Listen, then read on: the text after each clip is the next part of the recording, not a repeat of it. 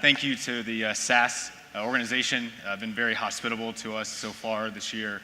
We look forward to many more.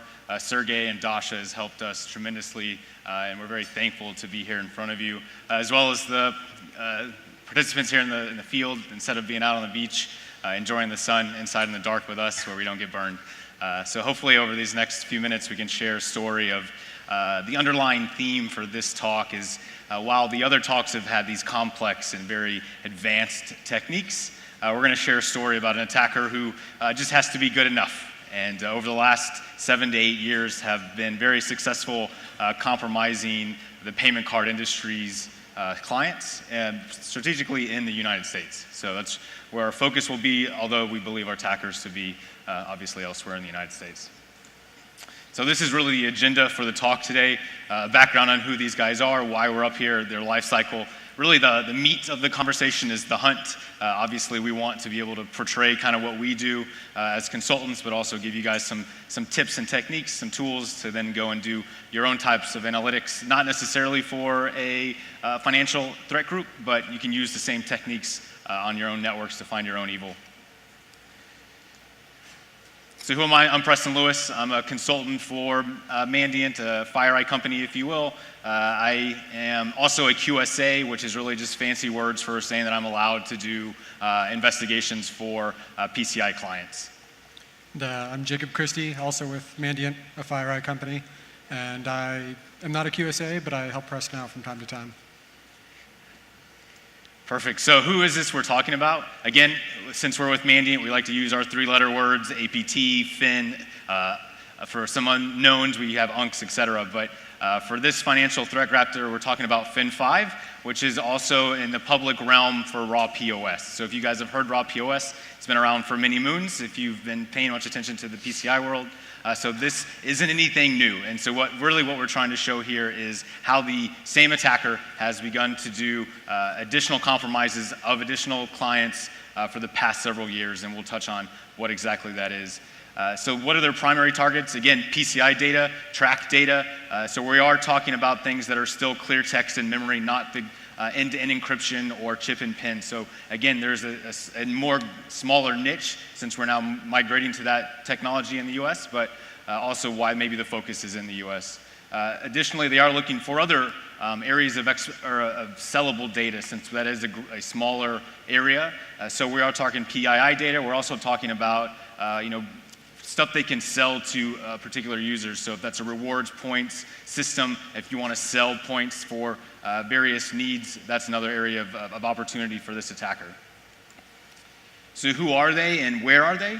So this is still a growing research area for us, but due to the malware that we've recovered and decompiled, et cetera, it is a Russian-speaking attack group. Again, that doesn't necessarily imply that they're in Russia, but of course they just know and use Russia for comments in their code, as well as a relentlessly targeted or oriented attack group. So what's interesting about this particular group, as we'll see, is they don't like to necessarily use the most stealthy operations. They're very loud, they're very noisy, and so when they come into your environment, they will do as much activity in their environment as they possibly can, which you would not necessarily expect for a targeted attack group. These guys will. And so in some regard, it's very easy to identify and track their access throughout the environment, but through other efforts, they try to delete logs, et cetera, and we'll touch on those lifecycle here in a minute, as well as a thorough understanding of the payment card notification. So for instance, when a Visa or MasterCard or a large bank identifies that perhaps fraud is occurring on a point of sale client, they will issue a notification or a common point of purchase to that client. This attack group has, because of their compromise of the environment, may have access to your web outlook and be able to identify that if they've been identified through this fraud detection, that maybe it's time for them to remove their access, remove their malware so that it looks as if the environment's clean so they can come back in and continue stealing data. So again, that speaks to their operational sophistication, the ability to monitor for detection, and if they are detected, they begin to do the burn and sell. So this allows them to delete and remove evidence of the cards they've stolen, so that makes it more difficult for the card networks to then nullify those compromised systems. So what ends up happening is you have to use an entire window of compromise and assume all of those cards are then compromised, what makes it more difficult for them, for the Visa and card brands to identify which cards may be stolen. Again, these are the targeted industries. We are beginning to see that morph into other opportunities that take point-of-sale systems, but these are largely the main targets that we've investigated. Of course, why? Cash rules everything. At the end of the day, it's what pays the bills. So when is this occurring? What are the timeframes we're looking at? So based on the activity that we've identified, as well as some notifications from the card brands, around 2008, Visa issued a public alert for raw POS, which also coincides with the dates that we see in the comment section for some of the reverse engineered or decompiled malware, as well as even just most recently as a few days ago. This is obviously a VirusTotal screenshot for a known Fin5 piece of malware. So we see that there are additional analytics occurring on these pieces of malware that are still in the wild today. And then how they go about doing it. This is really, I think, the clutch to this conversation is, as the previous presentation shown, that it's very advanced and very technical. These guys are not that. I don't mean to discredit their ability. They have been extremely successful in their operations. Yet, as you'll see in our later slides, it just needs to be good enough to get their code to run, and they're fine with it, and that works. So if it ain't broke, don't fix it. It has been a malware cash cow for them, quote unquote, as they've not had to do much development, as we've seen from the many years that we've been following them. Not much has changed either because they don't need it to. Great. So I think the real study here is a study of contrasts between the technical simplicity, if we will, of their actual tools, contrasted against their operational security, which is pretty tight, pretty consistent, and as Preston has noted, produces results. So I won't labor the technical point too long here on this slide because it's a little busy, but we're going to walk through each of these steps of the attacker lifecycle and kind of talk about what Fin5 likes to do along the way on their journey towards getting that cash money. So let's talk about initial compromise. It's nothing fancy.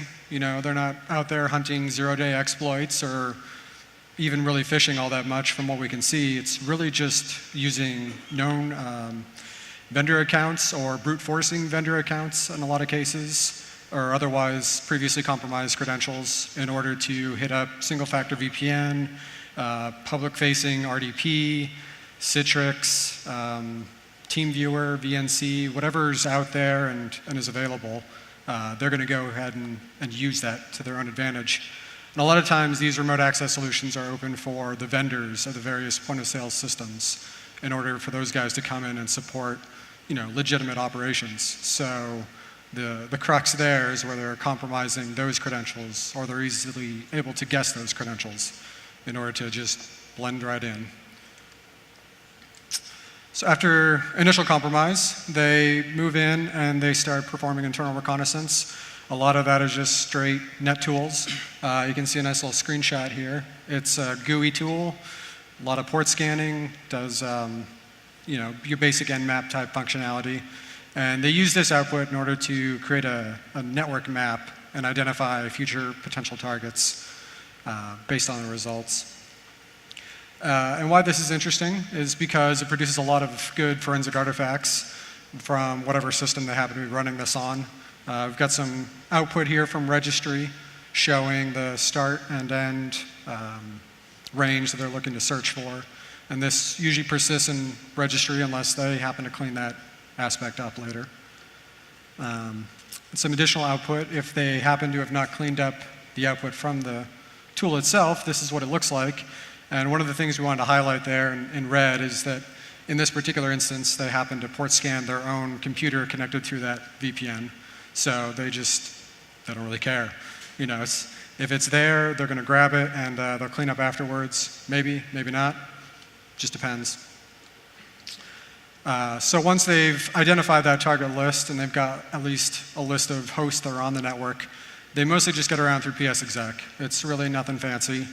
except that they've used a custom compiled PSExec from 2006, which kind of stands out like a sore thumb. It's got that interesting modified service name there.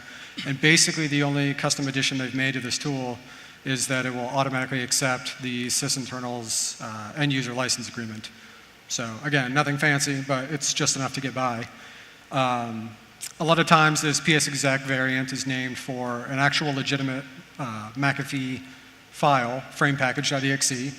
So if you ever see framepackage.exe executing from a strange location, and it maybe doesn't look like it's actual McAfee, it might be these guys. Here's a nice little screenshot showing some of the output from that tool. It looks just like your standard PSExec, except that it's got a different service name, and it's coming from that framepackage.exe location. But this is another great artifact in case you happen to find it, because, and we'll get into some hunting techniques later, the time that framepackage.exe records its compile time is actually going to be significant. So once they've pushed out, or a part of their pushing out is to use this tool they call fiendcry. And what fiendcry does is it utilizes this mem-p dumper, and it's just running a regex against process memory. And we've got the regex here on the bottom. If you stare at it long enough, you can probably figure out what it does. It's not, again, not terribly complicated. But all it's basically doing is parsing process memory, looking for track 1 and track 2 data, or other PII, just various number-based strings of interest. So once they've sort of pulled back some output from fiendcry using batch scripts, they identify processes that might contain this track data that they're interested in and start to build out that target list, because this is all sort of part of the phase 1 of reconnaissance, if you will. So as I was saying, they use a batch script to sort of iterate through this initial target list. Again, it's nothing fancy. It's just a batch script calling other batch scripts, and they're just mounting that against the remote host in each case. What that actual dump.bat looks like is usually something like this. So it's going to connect to a share for that remote host, which is passed as a command argument. It's going to try and stop an antivirus that they may have noted from Reconnaissance, and then it's going to copy over the fiendcry in order to start looking for processes of interest, and then call the DRIFTWOOD to sort of manually parse through that output and look for possible track data. Once it's done with all that, then we go through and we've got the sdelete, which is all important to their operational security. And again, another tool or another batch script that they've used to push out. It's nothing fancy. They're just using PSExec. We've got a nice little built-in ping timer there, and again, more sdeleting at the end. Another little wrinkle that they like to throw in there in terms of identifying potential targets are looking for SQL servers. Again, we're using PSExec, and if they find a Microsoft server, SQL server folder on the remote host, then they're going to go ahead and trigger SQL command to execute. And all that -l does on the end there is look for any other SQL servers that that particular server happens to know. So it's just straight plain text output listing SQL server names. So now we'll talk about the actual mission. So again, all of that reconnaissance, what's uniquely different, in my opinion, about this attack group than other targeted attack groups is that it's sprayed across the entire environment. And we're talking about Windows endpoint users that would have zero track data, HR systems that may or may not have track data, but they're just violently spraying that malware everywhere. So of course, AV on your endpoints are likely going to pick this up, as well as any other types of hunting that may be going on in the environment should likely try to or trigger on this activity. Where we're seeing this to be most successful, again, is the standard or the bar is still sufficiently low for this to still be successful in PCI clients. So the actual mission itself, it looks very similar to this. These internal names, again, are just Mandiant internal names, but what we'll look at first is do brew. So they use this persistent mechanism that we've coined. Do brew is a service-based persistence mechanism that all it does is launch 2 other executables. This short snippet that I wrote is simply explaining or showing how this code actually works. All it's doing is passing a simple command line to the system argument, and then it just executes it.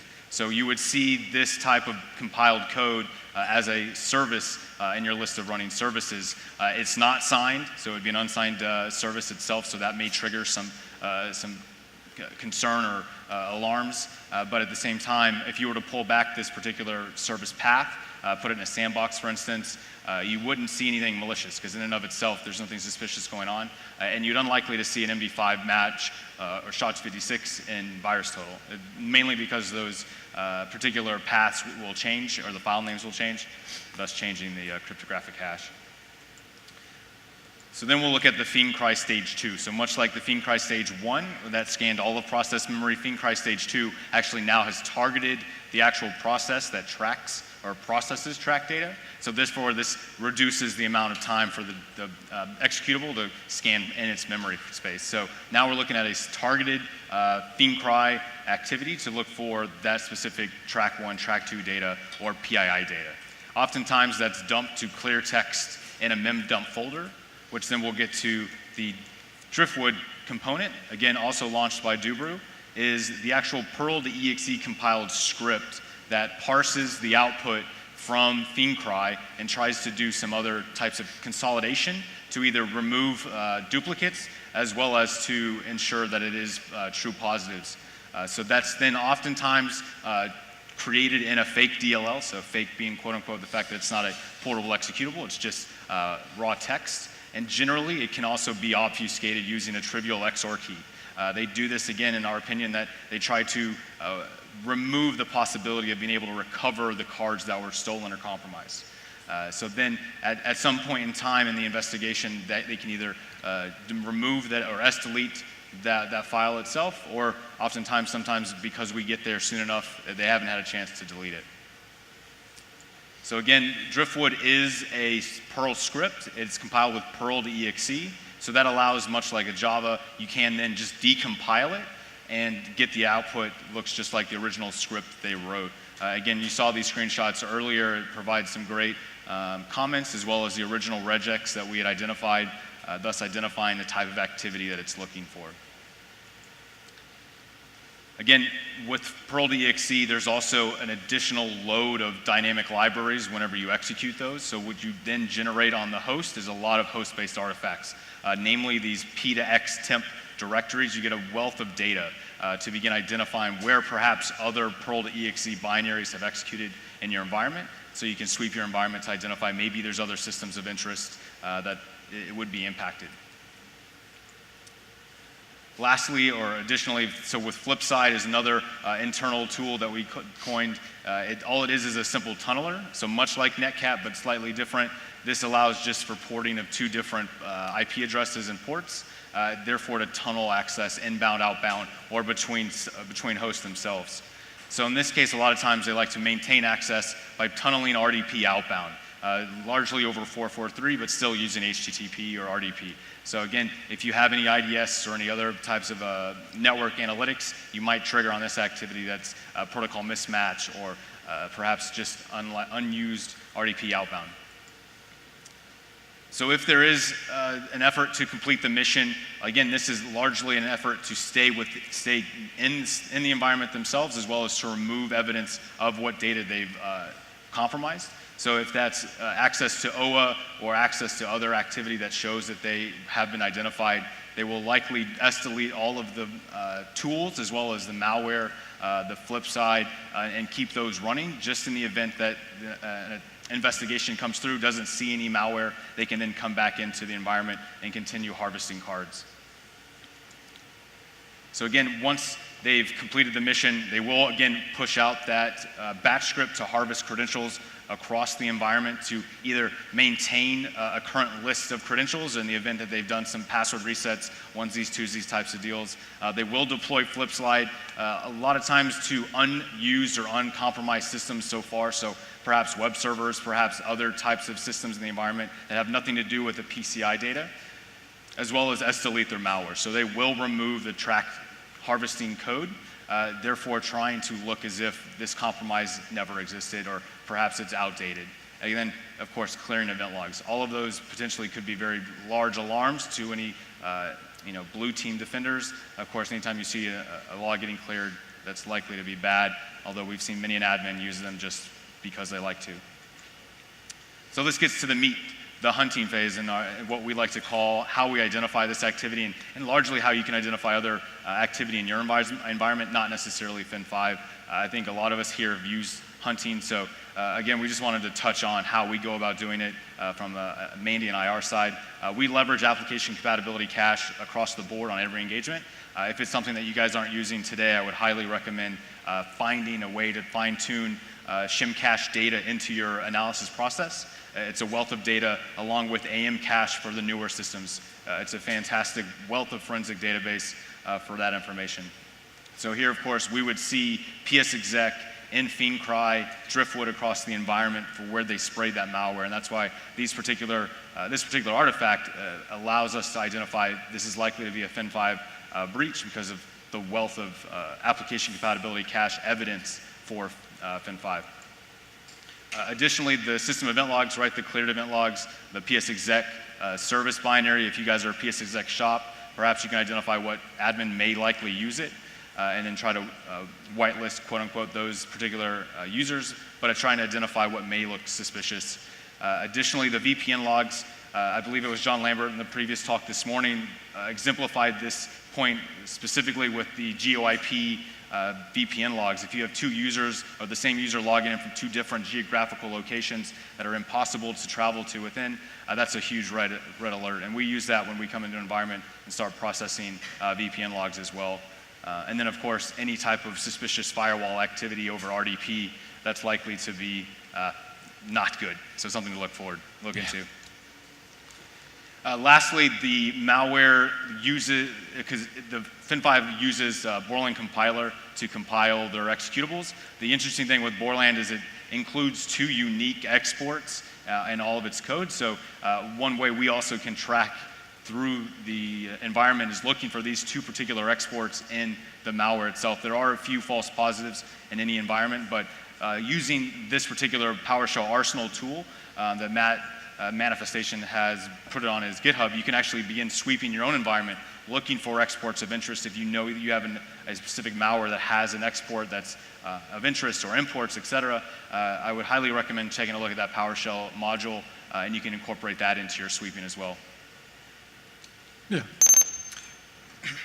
So we'd like to encourage you to just go out and find your own Fin5. There's a nice little PowerShell one-liner there to grab shim cache and parse it offline. And our pro tip there is to just throw a for loop at it and iterate through your whole domain. Might take a little while to run depending on the size of your domain, but then you can parse the output here with the good old Python script and spit it out to a CSV and just stack and go. Another thing to consider if this fits into your workflow would be looking at your Microsoft SQL servers. It's not the sexiest thing in the world, and not a lot of people do it, frankly. But it's good to take a checkup. And as we've noted, Fin5 likes to perform reconnaissance on these SQL servers, and they could be touched on. So one of the things you need to know with SQL Server analysis is that a lot of the artifacts associated with that are incredibly volatile. So you need to check in early, check in often, and stay on top of those if that's going to work in your workflow. Specifically within SQL, one of the things that we would recommend looking at are trace logs, and it can help answer the question, is this server concerning? Should I be worried about this particular SQL server? Can I just move on?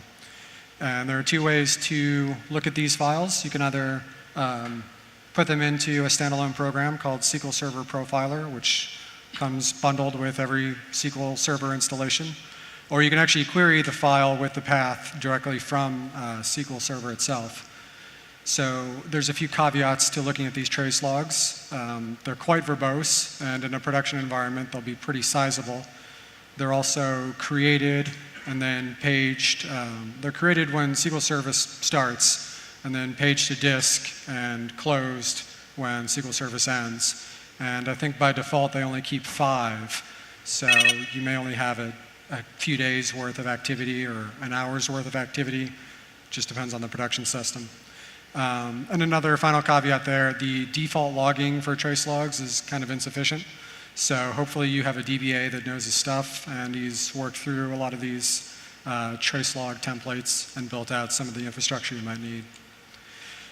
So here's an example of some of the interesting stuff, and I don't know how well this is going to port, but the takeaways are that you can find rogue clients like HeidiSQL, which is one of the tools that Fin5 have been noted using, or Strawberry Perl, if for whatever reason they happen to be running the Perl version itself. But depending on the level of logging, you might also get the meat of what's being executed, the actual select statement. So in one of the recon scripts that we gathered during an investigation, we saw that they just sent a little one-liner select name from master.dbo.sysdatabases order by name. So all they're doing is just iterating through all of the databases on that particular server. Again, nothing fancy, but gets the job done.